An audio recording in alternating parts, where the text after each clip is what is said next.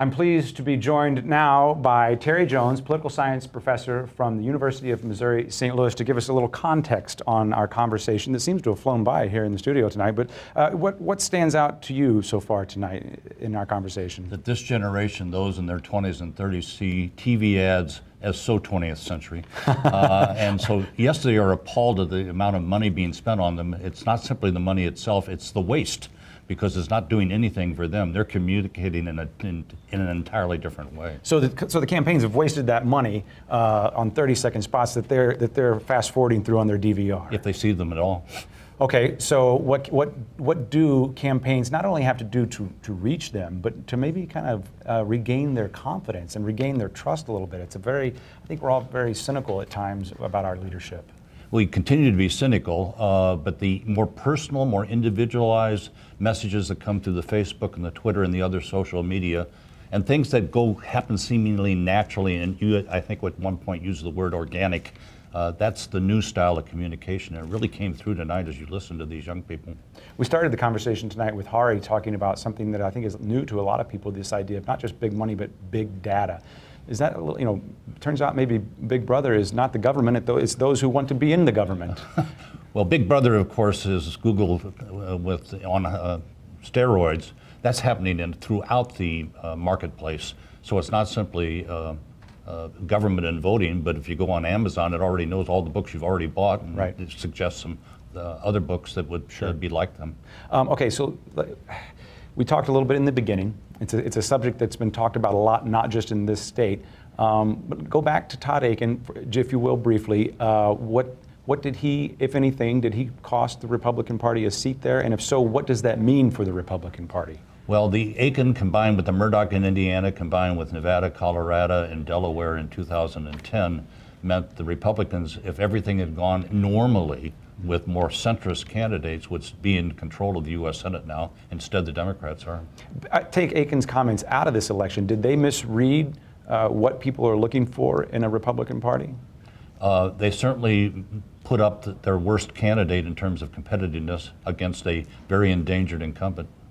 And then going forward, Claire McCaskill goes back to Washington. What do you see for her career in this next 6 years?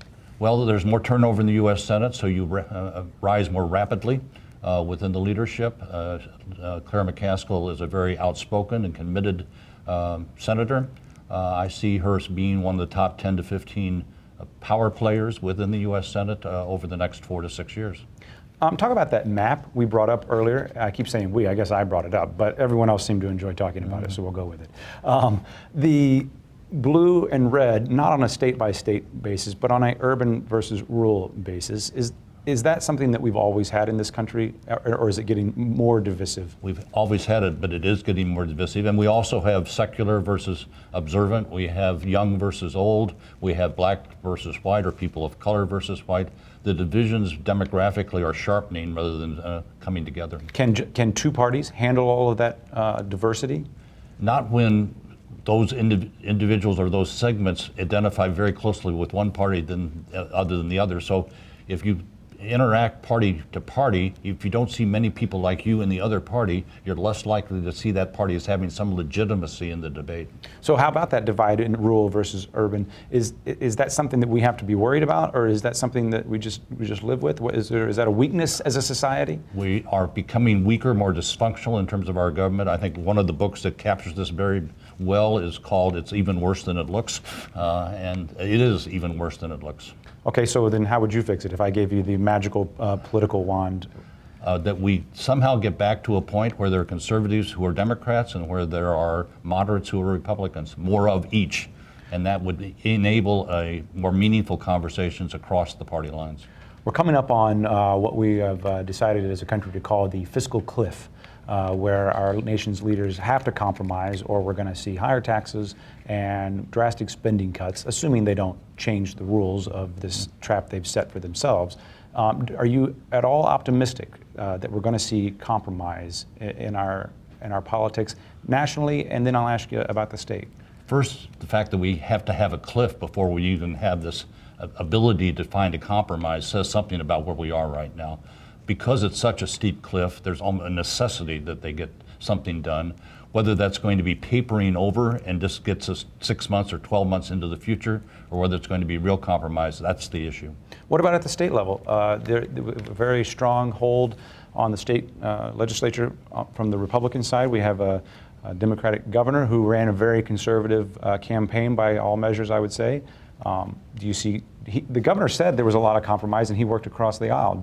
I guess first, do you believe that? In his first term, Governor Nixon accepted the reality that he was facing a Republican General Assembly and by and large worked well with them. He's going to have an even bigger challenge in the second term because it's now a veto-proof House and a veto-proof Senate, which is to say there are more than 2/3 of each body are Republicans and they can override a gubernatorial veto, which lessens the governor's ability to get things done, lessens his ability to negotiate. Are they elected from areas that demand some working across the aisle, or are the districts in the state at the state level drawn up in a way that they don't have to compromise? Well, again, it's the urban-rural showing itself in the General Assembly, and compromise is very difficult.